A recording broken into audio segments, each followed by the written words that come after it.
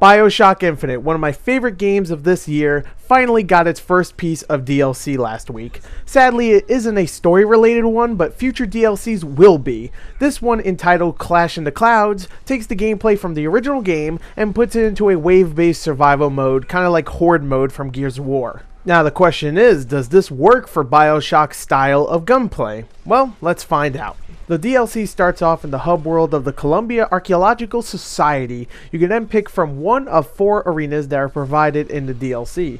You still get to play as Booker DeWitt, and Elizabeth still follows you around to help you from time to time, even though she doesn't help you as much as she does in the full game. You only get a few vigors and no money or weapon or character upgrades. Weapons are available before you start a new wave, and luckily all of them are unlocked, so you can use your favorite straight from the beginning, but you'll have to start to earn those weapon upgrades later in the game. Each arena has 15 waves, which get progressively tougher with more enemy types like soldiers, heavy hitters, and of course the dreaded handymen, which sometimes throws 2 of them at once, which can be quite tough. Now, acquiring money is key in the DLC because you can start to buy more vigors and of course weapon and vigor upgrades with them, which will be needed for later waves, which are freaking tough. They're tough, man. I keep getting killed. Now, how do you get money? Well, you get money, of course, by killing enemies. Now, not just killing enemies. You get money by killing them, but you get way more money by killing them in special ways, like, of course, using your vigor combos, or throwing them off the edge of a map, or even getting an enemy to kill his friend.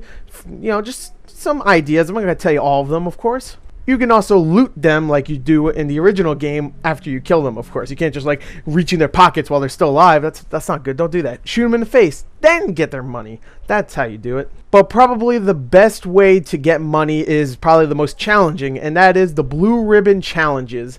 These start somewhat easy, like kill an enemy with only a pistol. You could do that in the beginning, it's pretty easy, but then later on it gets way more challenging, like kill all enemies with only vigor traps, and you have like 2 handymen and a bunch of freaking heavy hitters and stuff. It's just tough. It gets way difficult, so you're not going to be able to get all of them at once if you want to complete this. You have to go back and try to do it again and again to get all of the Blue Ribbon Challenges. But of course, the tougher the challenges are, the more the payout will be. So if you complete the tougher ones, you'll start to get handsomely rewarded, and you can go and of course buy those upgrades that you really want. And at the end of the round, you kill your last enemy, you have a bag full of murder cash, that's why I call it.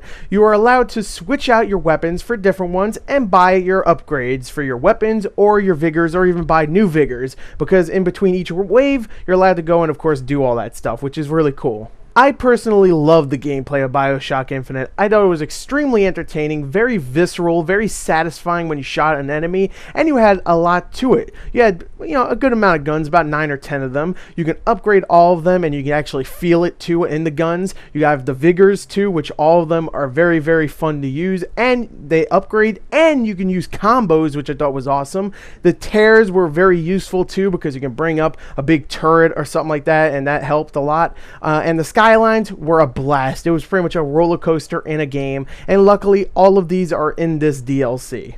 And using all of these becomes vital to completing some of the more challenging waves later on. Also, I found the use of the skylines kind of limited in the single player, so being able to use these pretty much every round is a blast. It truly is. And to top it off, you have a ton of new unlockable stuff. You have pretty much a museum, a Bioshock museum here, where you can go and look at some of the behind the scenes stuff, where you can actually have to buy it. You can see some concept art, some 3D models, and some new voxophones, and a little teaser for the next DLC if you complete all 4 arenas, which I thought was really cool. So you get a lot of stuff here for $5. You get a lot of fun. If you love the gameplay of Bioshock Infinite like I did, then you're going to have a blast with this. There's no real story here. You get some new voxophones, but that's about it. But it's still an entertaining time. I truly did love this DLC. I love the gameplay, so I had a ton of fun. I played it for about 10 hours. Come on. That's good. That's a good investment. $5 for 10 hours. If you love it like I do, you're gonna have a blast. So there you go. There is my review. I thought Bioshock Infinite Clash in the Clouds was definitely worth the wait. Thank you and goodbye.